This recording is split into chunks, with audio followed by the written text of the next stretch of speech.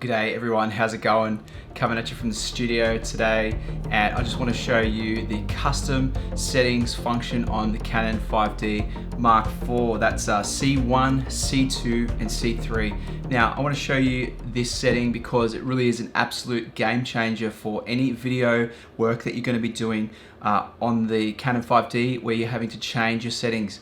We know on the 5D Mark III that this was only really relevant to photography, but now it's switched over on the 5D Mark IV and you can use it for video as well. And basically shooting anything where you've got to go from, a scene where you're shooting in 25 frames per second, quickly switch out to 50 frames per second or 120 high frame rate or 100 high frame rate.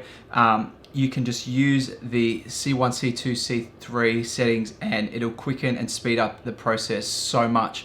Basically, all you need to do is you just stop recording, flick across to the next setting, start recording again, and then you're in your new settings and everything's locked in, ready to go. You can set up your exposure correctly for each setting before you go ahead. So if you're shooting something that's into a shadow or a shadowy area and then you're turning around, let's say in a vlog scenario and you're shooting outside or you're shooting out a window or something, you can flick the switch to have those two scenarios set up so you can just get everything shot and everything done super quick. So let's jump straight over to the back of the 5D4 and let's get straight into how to set this up for yourself.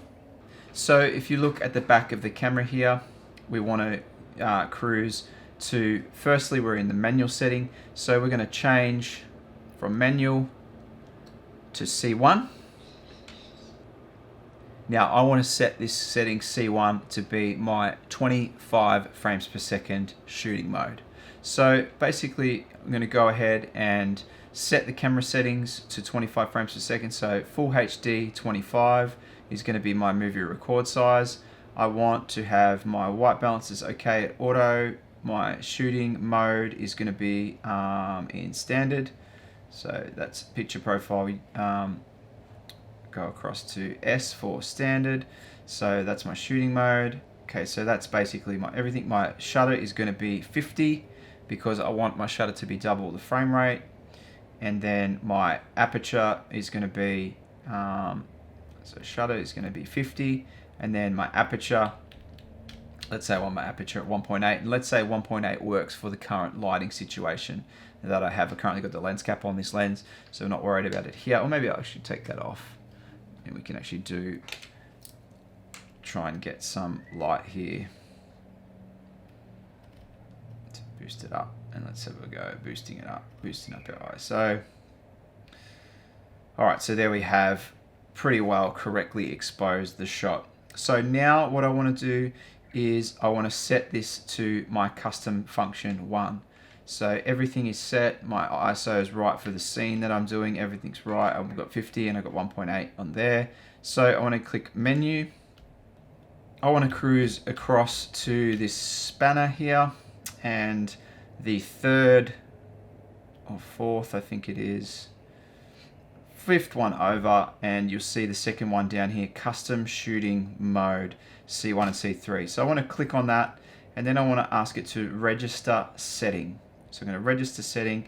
The one I just created was for C1, so I'm going to register it for C1. It's going to say custom shooting mode, C1 is going to register. Okay, so basically that will register my C1. Now my C2, I'm going to go across to C2. I'm going to press the move record button to start recording, and I want to register this, say, for 50 frames per second so that I can quickly switch to 50 frames per second. So I'm going to jump into the mode here, and it is in 50 already, so that's great. So now I just want to check, okay, what card it's writing to. My white balance is auto. My picture profile, I'm pretty sure my picture profile is a standard picture profile. Let's have a look at that. White balance is auto, that's fine. Card I'm recording on is that. All right, fantastic. So now I want to, I'm going to be shooting at 50 frames per second, so I want the frame rate to be, the shutter to be 100, which is double the frame rate, so that's right. And my aperture I want again all the way down to 1.8. Now it's quite dark, so this I'm going to boost up. Say I'm in the same scene and I want to get the lighting right, so I'm going to boost up my ISO to 1600, and that's probably about enough for ISO. So this is pretty much when I switch across from C1 to C2, it's going to have the same exposure settings. So then I want to just go again into menu, custom shooting mode, register settings, and set that for C2 and click OK. So effectively now what I've got is when I'm into C1, and I'll show you here with the movie record. So when I'm in C2, this is C2. If I flick to C1, it's going to be 25 frames per second. If I click Q, it's in 25 frames per second, 50 shutter, 1.8 aperture, and 1000 ISO. And quickly when I flick to C2, it's now giving me 100 shutter, which is 50 frames per second. So I'm in the 50 frames per second mode, and 1.8 aperture, and it's 2000 ISO. So effectively what this has allowed me to do is quickly switch between, and so let's say I want to record in 25, so I'm recording in 25. Looks like I've got different picture profile on the second C thing, so you can have different picture profiles as well. So say if you're shooting in log on C1 and then on C2 you just want to shoot in standard, you can do that as well.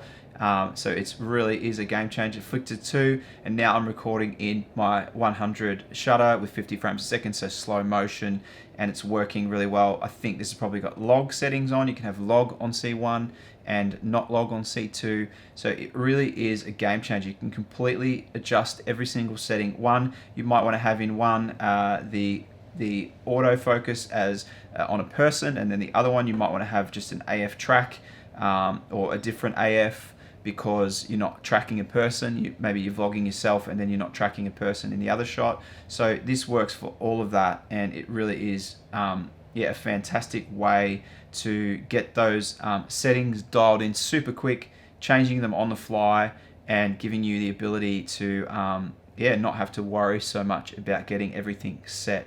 You could have 2 different white balances for 2 different scenes, inside, outside, and no matter what you're doing, these settings will work really, really well.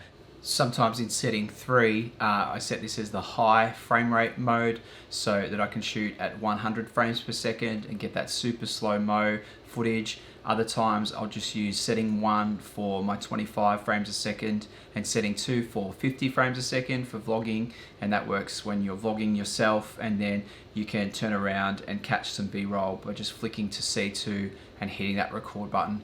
So hopefully this has helped you guys. I really think that it is a game changer just to get those quick settings dialed in, and so you can be just shooting and not worrying about every single time reframing, resetting the aperture and the shutter and all that stuff. It just does it all for you. So it's a set and forget, and then you can just flick between the 2 dials, which is awesome.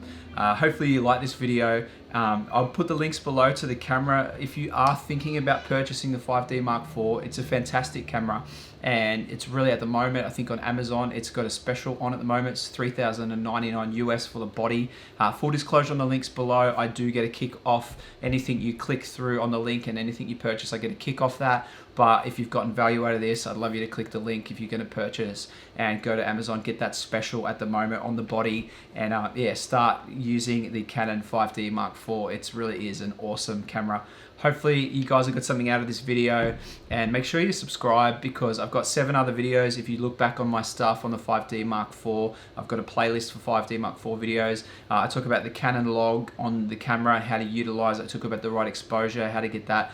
One of my videos on the Canon 5D Mark IV has had 30,000 views, so really well received, and it just stokes me out that so many people have got so much value out of that. But make sure you subscribe for more videos just like this one, and like this video, hit the thumbs up if you liked it. And guys, thanks again so much. We'll see you in the next video.